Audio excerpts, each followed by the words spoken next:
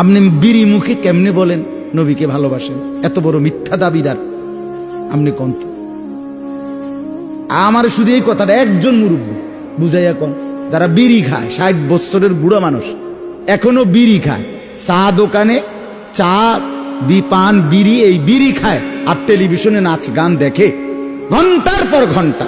এখানে নামাজ চলে, মসজিদে আল্লাহর গোলামের সেজদা হয়, আর বুড়া মিয়া চা দোকানে বসে বসে বিড়ি খায়, টেলিভিশনে নাচ গান দেখে। এই মিথ্যুক লোকটা কেমনে বলে সে নবীকে ভালোবাসে? আরে বলেন, এখন দাঁড়াইয়া বলেন মিয়া, এখানে দাঁড়াইয়া বলেন, সবার সামনে বলেন আপনি কি কারণে নবীরে ভালোবাসেন? কে বলবে আপনাকে আপনি নবীকে ভালোবাসেন? রাসূলুল্লাহ সাল্লাল্লাহু আলাইহি সাল্লাম আজীবন বলছে উম্মত যে পেঁয়াজের গন্ধ, রসুনের গন্ধ, কাঁচা পেঁয়াজ রসুনের গন্ধ আমার পছন্দ না, ওইটা খাইয়া মসজিদে আইসো না, আমার সামনে আইসো না, আমার উম্মতের নেককার লোকদের সাথে বইসো না। আর আপনি আস্তা বিড়ির দুর্গন্ধ লইয়া আপনি নবীজির সুপারিশ নিবেন, আপনার হাউজে কাউসারের পানি দিব, ঘটনা কি তা? হ্যাঁ, কি কারবারটা কি? কি বলতে চান? কি বুঝাইতে চান? রাসূলুল্লাহ সাল্লাল্লাহু আলাইহি সাল্লামের ভালোবাসা একদম সস্তা, একদম খামখেয়ালি, একদম খামখেয়ালি। পৃথিবীর সবচেয়ে কম দামি বস্তু বানায় ফেলছে নবীজির ভালোবাসাকে। হ্যাঁ, নবীর ভালোবাসা 2 কেজি জিলাফির উপরে রাসূলের ভালোবাসা উৎসর্গ করে দিছে। খালাস, খালাস। নবীর ভালোবাসা 2 ডাক বিরানি, নবীর ভালোবাসা ক্লিয়ার।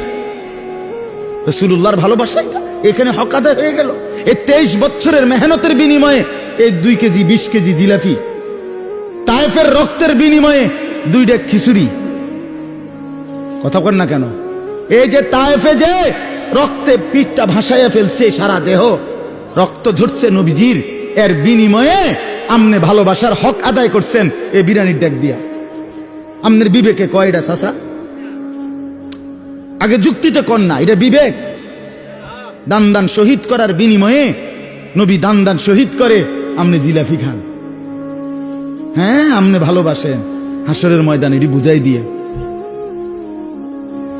এনে কইয়া লাভ নাই। হাসরের ময়দানে নবীজির সামনে আমনও কথা কইয়েন, আমিও কম, সামনাসামনি থাকুন দুজন। আমার নম্বর রাখেন, মাহফিলওয়ালা করতে আমার মোবাইল নাম্বার লইয়া দেখা যাবে ভালোবাসা কই, রাসূলুল্লাহ সাল্লাল্লাহু আলাইহি সাল্লামের মহব্বত কোথায় আমাদের? আফসোসের বিষয়, আফসোসের বিষয়।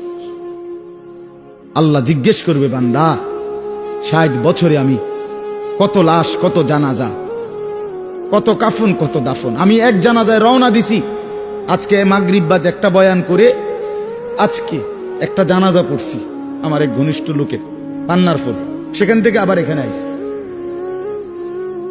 তো যখন জানাজায় রওনা দিছি তখন আমার কাছে আবার ফোন আসছে, আমার মাদ্রাসার একজন উস্তাদের বাবা মারা গেছে। মানে এক জানাজায় রওনা দিছি, আরেক মৃত্যুর খবর আসছে। তাহলে আমরা একজন মুসলমান, কল্পনা করেন আপনার এই 60 বছরের জীবনে আপনি কত জানাজা পড়ছেন? কথা কন না, কত লাশ দেখছেন আপনি? আপনি কি একবার কবরস্থান দেখছেন? আপনি জানাজা কি 2টা জানাজা পড়ছেন 60 বছরে?